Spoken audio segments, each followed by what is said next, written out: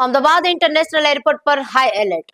આફ્રિકાના દેશોમાં હાહાકાર બચાવનાર Ebola virus સામે ભારત સરકારે અત્યારથી યુદ્ધના ધોરણે કિલ્લાબંધી શરૂ કરી દીધી છે. વર્લ્ડ હેલ્થ ઓર્ગેનાઇઝેશન એટલે કે WHO દ્વારા ઇબોલાને લઈને વૈશ્વિક હેલ્થ ઇમરજન્સી જાહેર કરતાની સાથે જ ગુજરાતનું આરોગ્ય તંત્ર અને અમદાવાદ એરપોર્ટ પર ઓથોરિટી ફૂલ એક્શન મોડમાં આવી ગઈ છે.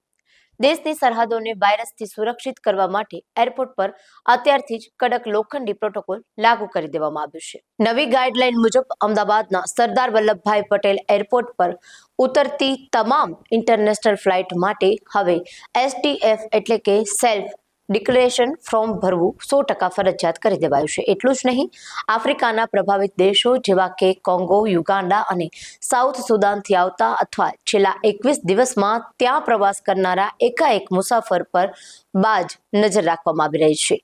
એરપોર્ટ પર સ્પેશિયલ હેલ્થ સ્કોડવોર્ડ તૈનાત કરી દેવાની કડક થર્મલ સ્કેનિંગ શરૂ કરાવી દેવાયું છે.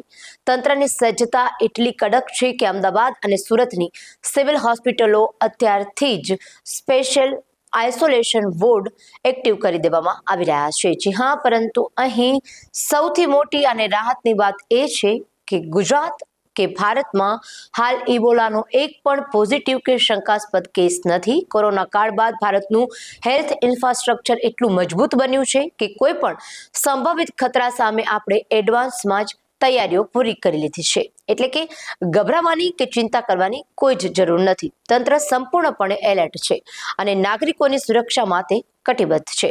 સરકાર દ્વારા લોકોને અપીલ પણ કરવામાં આવી રહી છે કે આફ્રિકન દેશોના બિનજરૂરી પ્રવાસ ટાળો અને સોશિયલ મીડિયા પર અફવા ફેલાવનારાઓથી સાવધ રહો, સુરક્ષિત રહો. અને આ વિડીયોને વધુમાં વધુ શેર કરો.